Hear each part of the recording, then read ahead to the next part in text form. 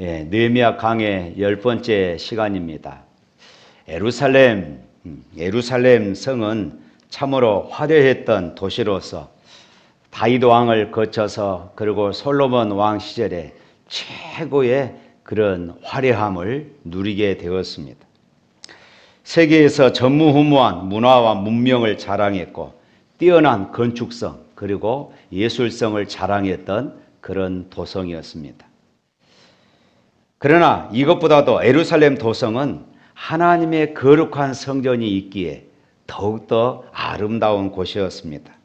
가장 영광스러운 곳이었습니다. 그리고 이스라엘 백성들의 신앙의 중심지였고 이스라엘 백성들의 모든 삶의 중심지가 바로 이 예루살렘이었습니다. 당연히 모든 사람들이 거주하기를 원했고 모든 사람들이 살고 싶었던 도시가 바로 이 당시의 예루살렘이었습니다. 그러나 이 예루살렘의 영광과 영화는 바벨론의 침략으로 다 무너지고 말았지요. 예루살렘 성은 남유다가 바벨론에게 멸망한 후부터 폐허가 되어서 사람들이 살만한 도시가 되지를 못했던 것입니다. 70년간의 포로 생활과 그 이후에 느헤미야가 와서 1차, 2차 포로 귀환과 그리고 3차 느헤미야를 중심으로 해서 포로 귀환이 있어서 이때 성벽을 재건할 때까지 약 140여 년간이 폐허된 채로 그렇게 방치되어 있는 그런 도시였습니다. 그래서 사람들은 흩어져 있고 텅 빈 이 예루살렘에는 풀과 무너진 벽돌들, 옛날 화려했던 자네들만 나뒹구는 그런 참혹한 곳이 되어버리고 말았습니다. 더군다나 도적들과 주변 부족들의 끊임없는 그런 침략과 괴롭힘이 일어났던 곳이 바로 이곳이었습니다. 그래서 느헤미야 1장에 보면은 느헤미야에게 찾아왔던 그런 하나니와 그의 형제들이 느헤미야에게 그랬지요. 성문은 불탔고 온 도성은 다 무너졌다. 이렇게 보고할 정도였습니다. 그러니까 사람이 살 곳이 못 되었다 하는 것입니다. 그렇지만 예루살렘 도성은 결코 이스라엘 백성들이 포기할 수 없는 거룩한 도성이기도 했습니다.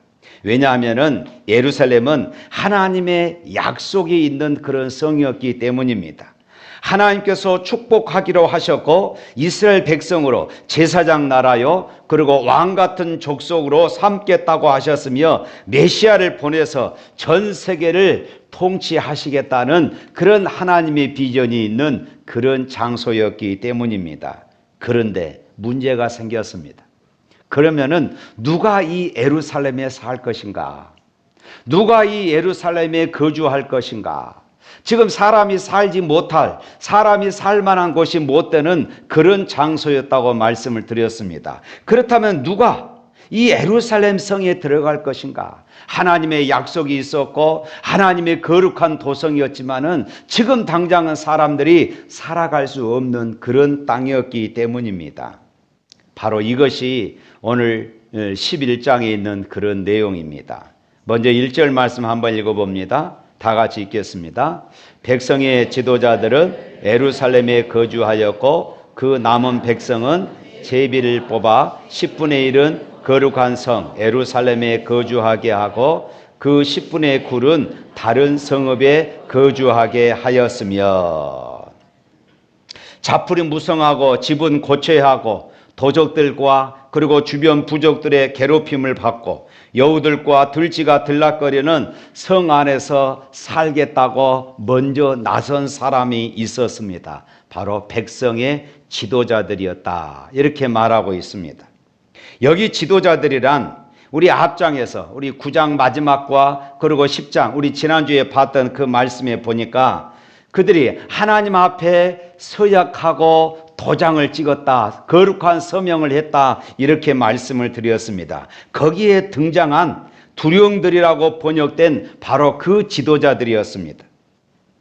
그러니까 하나님의 말씀대로 살아보겠습니다. 라고 서명했던 하나님 앞에 서약했던 이 사람들이었던 것입니다. 말씀대로 살겠다 서명한 것이 무엇인지를 그들은 알았던 것입니다. 여기서 말씀을 지키는 사람들이란 희생하는 자리에 먼저 가는 사람, 편안한 이 권리를 포기한 사람, 수고와 고통의 자리에 앞장서는 사람, 다시 말해서 불편을 좌우하는 사람이라는 것을 이들은 알았던 것입니다. 그저 형식상, 명목상 지도자이니까 체면도 있고 위치도 있고 그래서 우리가 거룩하게 살겠습니다 서명한 것이 아니라 그들의 실제적인 삶 속에서 이렇게 우리가 서명했으니 이런 자리에 우리가 가서 살겠습니다, 이렇게 결단했다는 것입니다. 사랑하는 성도 여러분, 지도자가 모범을 보이면은 그 백성들은 기쁘게 따라가기 마련입니다. 지도자가 희생하면 따르는 자도 희생합니다. 그러면은 고통은 축제가 되어지고요, 슬픔은 기쁨으로 변하기 시작하고 그 공동체는 살아나기 시작한 것입니다. 이스라엘 백성의 지도자들은 두말할 것도 없이 예루살렘 성으로 들어가서 우리가 살겠습니다 작정했어요. 그런데 문제는 그러면 가족들은 어떠겠습니까? 그 자녀들은 어떠했겠습니까? 그 아내들은 어떠했겠습니까? 그럼에도 불구하고 온 가족들이 이 일에 순종했다는 것입니다. 무섭고 험악한 도시에 들어가서 산다는 것이 어느 누구에든지 힘들고 무섭고 어려운 일이었습니다. 그런데 당시 지도자들이 먼저 솔선수범하여 예루살렘 도성에 거주하겠다고 그렇게 결단을 했습니다. 당시 백성들의 지도자들이 먼저 솔선수범하여 예루살렘 도성에 거주하겠다는 것은 참으로 놀라운 헌신과 희생의 모습이었습니다. 백성의 지도자들이었다라고 말할 것 같으면 그만큼 훌륭한 배경이 뒷받침하였기 때문입니다. 다시 말하면 학식도 있었을 것이고 배경도 있었을 것이고 재력과 실력도 덕망도 지도력도 훌륭했을 것입니다. 이만큼 살만하면은 이제는 고생한 자리, 불편한 자리가 아니라 편안한 자리에서 살고 싶은 것이 사람의 생각이 아니겠습니까? 그런데 이들은 명목상의 지도자로 군림하지 않고 참된 헌신의 본을 보여주었던 것입니다. 백성의 지도자들은 하나님의 성전이 있는 거룩한 도성이 회복하기를 바라는 마음으로 삶의 모든 편리를 포기했습니다. 성경은 이것을 헌신이다 이렇게 말합니다. 헌신이란 주님을 위해서 내 삶을 포기하는 것입니다. 그래서 히브리서 11장 24절부터 26절 말씀에서 이렇게 말하고 있습니다. 우리 다 같이 한번 읽어봅니다. 믿음으로 모세는 장성하여 바로의 공주의 아들이라 칭함받기를 거절하고 도리어 하나님의 백성과 함께 고난받기를 잠시 죄악의 낙을 누리는 것보다 좋아했다. 모세는 당시의 왕자였습니다. 그럼에도 불구하고 공주의 아들로 사는 것을 포기했다 이렇게 말하고 있습니다. 그리고 백성들과 함께 고난받기를 잠시 죄악의 낙을 누리는 것보다 더 좋아했다. 애굽의 모든 보화보다도 하늘의 상 주시는 이심을 바라보았다 이렇게 말씀하고 있습니다. 모세는 자신의 신분과 명예와 권력과 미래의 영광을 다 버리고 주님께 헌신하기로 작정했던 것입니다. 사도 바울도 역시 마찬가지입니다. 사도 바울도 당시에 훌륭한 학문과 화려한 배경을 가지고 있었던 사람입니다. 그럼에도 불구하고 그가 주님과 복음을 위해서 자기가 가지고 있는 모든 배경들을 배설물로 여겼습니다. 그리고 오직 주님만을 위해서 전생애를 헌신하고 나중에는 참수형을 당하게 되는 것이지요. 사랑하는 성도 여러분, 오늘 본문 예루살렘 성에 고통을 떠났던 사람들이 누구였습니까? 쓰레기더미 불편을 끌어안는 사람이 누구였습니까? 주변의 부족들의 공격을 온 몸으로 막아서며 그 불편의 자리에서 살겠다고 결단하는 사람들이 누구였습니까? 먼저 지도자되었습니다. 이스라엘의 회복은 바로 이러한 헌신적인, 이런 희생적인 헌신으로 순종하는 지도자들로부터 시작이 되었던 것입니다. 어느 교회에서는 이제 장로가 되고 안수 집사가 되면은 몇 년 동안에는 화장실 청소를 한다고 그럽니다. 권사로 세워지면은 주방에 가서 몇 년 동안 또 봉사하고 헌신한다고 그럽니다. 여러분들은 어떻습니까? 이처럼 지도자들이 앞장서서 헌신하는 교회가 희망이 있는 것이에요. 그리고 희생적이고 헌신된 지도자들이 많은 교회가 좋은 교회고 부흥하는 교회일 것입니다. 힘들고 어려울 때에 먼저 나서서 헌신하고 희생하는 저와 여러분이 되시기를 주님의 이름으로 축복합니다. 또한 두 번째로 일반 백성들 가운데서 제비를 뽑아서 10분의 1을 예루살렘 성에 살게 했다는 것입니다. 왜 제비를 뽑았을까요? 제비를 뽑는다는 것은 서로 이 불편한 자리, 살기 힘든 예루살렘에 들어가서 살지 않겠습니다 라고 말하는 사람들이 많았기 때문이 아닙니다. 서로가, 모든 백성들이 그 불편의 자리에 들어가서 살겠습니다. 자오란 사람들이 너무 많기 때문에 제비를 뽑았다는 것입니다. 얼마나 아름다운 모습입니까? 하나님이 나를 부르시면은, 하나님이 기뻐하시면은 우리 가운데 누구든지 순종하겠습니다. 하나님, 누가 여기 남을까요? 누가 고난의 자리를 감당할까요? 누가 이 성전을 지키는 자리에 남을까요? 하나님 불러주십시오. 제가 가겠습니다. 우리 가족이 먼저 헌신하겠습니다. 너무 자원한 사람이 많아서 제비를 뽑았다는 것입니다. 2절 말씀 읽어볼까요? 예루살렘에 거주하기를 자원하는 모든 자를 위하여 백성들이 복을 빌었다. 예루살렘에 거주하기를 자원하는 모든 사람들, 자원했다고 그랬어요. 너무 많으니까 제비를 뽑은 것입니다. 사실 어려운 상황은 피하는 것이 정상이 아닙니까? 이스라엘 백성들은 말씀을 받고 나자 내가 하나님의 집을 이렇게 버려둘 수 없습니다. 지난번에 3가지 결단을 했다고 했습니다. 쓰레기를 치우고 부서진 집을 다시 재건하고 도로를 만들고 깨끗하게 해야 되겠다는 그런 마음들이 불탔습니다. 자원하는 사람들이 너무 많아서 제비를 뽑았습니다. 그래서 10분의 1을 제비 뽑아서 예루살렘 성 안에서 살도록 했던 것입니다.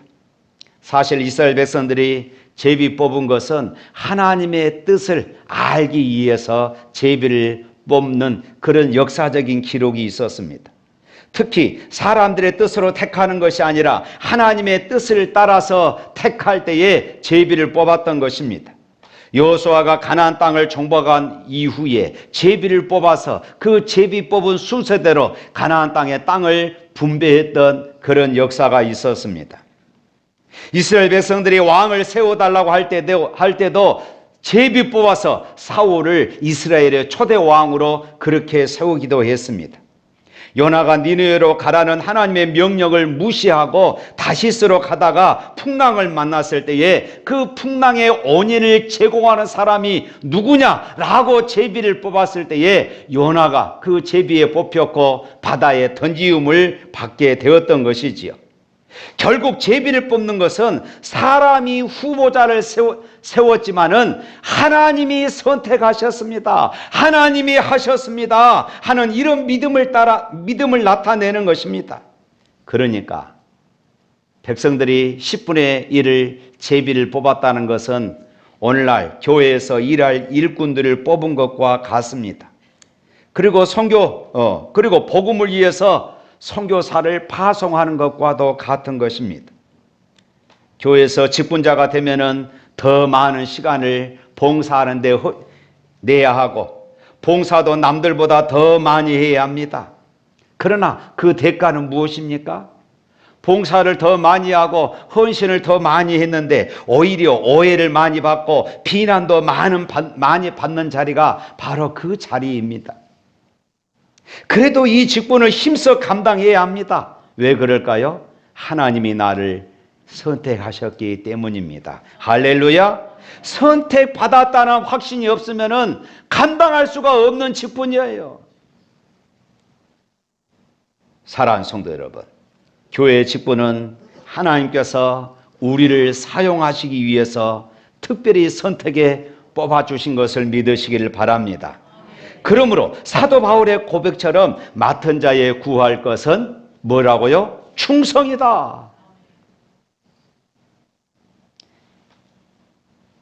내년에 50주년을 앞두고 이제 내년 봄에 직분자를 이제 선택하는 그런 날이 있을 것입니다. 여러분 기도하시기를 바랍니다. 교회의 직분은 명예직이 아닙니다. 집사가 되고 권사가 되고 장로가 되는 이 항존직은 계급이 아닙니다. 교회 안에서 어떤 직책을 맡는 것은 그것은 바로 고생이고 그것은 헌신이에요. 영광받고 박수받기 위해서 재직이 된 것이 아닙니다. 교회에서 좀 더 높은 지위를 누리기 위해서 항존직이 되는 것도 아닙니다. 누가 알아주기를 바라고 교회의 직분을 맡은 것이 아닙니다. 마치 황폐한 예루살렘 성의 모습을 보면서 내가 저 성에 들어가서 먼저 청소하고 내가 저 성에 들어가서 먼저 집을 회복하고 내가 먼저 가서 하나님의 집을 섬기겠습니다 하는 이런 열정, 불타는 사명감으로 직분을 감당하는 것이에요. 앞서 말씀드린 대로 당시 예루살렘 도성에 산다는 것은 다른 지역에서 사는 것과 비교해 볼 때에 엄청나고 힘들 뿐만 아니라 위험한, 때로는 우리 가족들이 죽을 수도 있는 그런 위험한 일이었습니다. 그러나 힘들고 위험이 있다고 하더라도 이것이 하나님의 도성을 회복하는 것이었고 우리 민족의 부흥을 위하는 길이라면은 고통도 마다하지 않고 감당하겠다고 자원하는 사람들이 있었다는 것입니다. 사랑하는 성도 여러분, 오늘 이 말씀이 오늘 저와 여러분들에게 말씀하고 있어요. 오늘 이 말씀이 오늘 저와 여러분들에게 도전을 주고 있습니다. 너는 예수님을 믿고 불평을 얼마나 견디며 살았느냐? 하나님 나라 때문에 얼마나 고생하고 손해본 적이 있느냐? 주의 몸된 교회를 든든히 세우기 위하여 양보하고 불편을 자월한 적이 있느냐? 너는 하나님 나라를 위해서 하나님의 교회를 위해서 얼마나 손해를 보았느냐? 교회를 섬기기 위해서 얼마나 불편을 자원했느냐? 내 곁에 있는 어린 영혼들을 섬기기 위해서 너는 스스로 고통을 짊어졌느냐? 오늘 우리에게 질문하고 우리에게 묻고 있는 것이에요. 오늘 여러분들은 어떻습니까? 우리 찬양 하나 할까요? 당신의 그 섬김이, 당신의 그 섬김이 천국에서 해같이 빛나리. 당신의 그 겸손이 천국에서 해같이 빛나리. 당신의 그 믿음이, 당신의 그 믿음이 천국에서 해같이 빛나. 당신의 그 충성이, 당신의 그 충성이 천국에서 해같이 빛나리. 주님이 기억하시면 족하리. 예수님 사랑으로 가득한 모습, 천사도 흠모하는 아름다운 그 모습, 천국에서 해같이 빛나리. 사랑하는 성도 여러분, 이런 자세를 가진 성도들이, 이런 자세를 가진 사람들은 교회에서 성도들에게 훌륭한 신앙의 모델이 되는 것입니다. 교회는 이런 자발적인 헌신자로 주님이 기억하시면 좋가리. 이런 고백으로 헌신하는 사람들로 인하여서 교회는 성장하는 것이에요. 우리 샘물교회가 더욱 부흥하기 위해서 선포되는 말씀을 통하여서 도전을 받고 은혜와 감동을 받아서 자원하는 마음으로 헌신하는 사람들이 많아야 할 줄로 믿습니다. 뜨거운 열정을 가지고 힘들고 어려워도 주님과 교회를 위하는 길이라면 기꺼이 희생하겠다는 마음으로 자원하시기를 주님의 이름으로 축복합니다. 솔직히 교회를 일을 해보면은 어느 누구 하나 알아주는 사람이 없어요. 오히려 조그만 실수하거나 잘못하면은 비난을 받고 때로는 욕을 먹는 것이 바로 그 자리입니다. 교회 일을 하다 보면은 때로는 정말로 후회스러울 때도 있을 것입니다. 그러나 오늘 우리도 예루살렘 도성에 거주하기를 자원한 사람처럼 모든 어려움들을 감수하며 헌신하는 성도들이 되시기를 주님의 이름으로 축복합니다.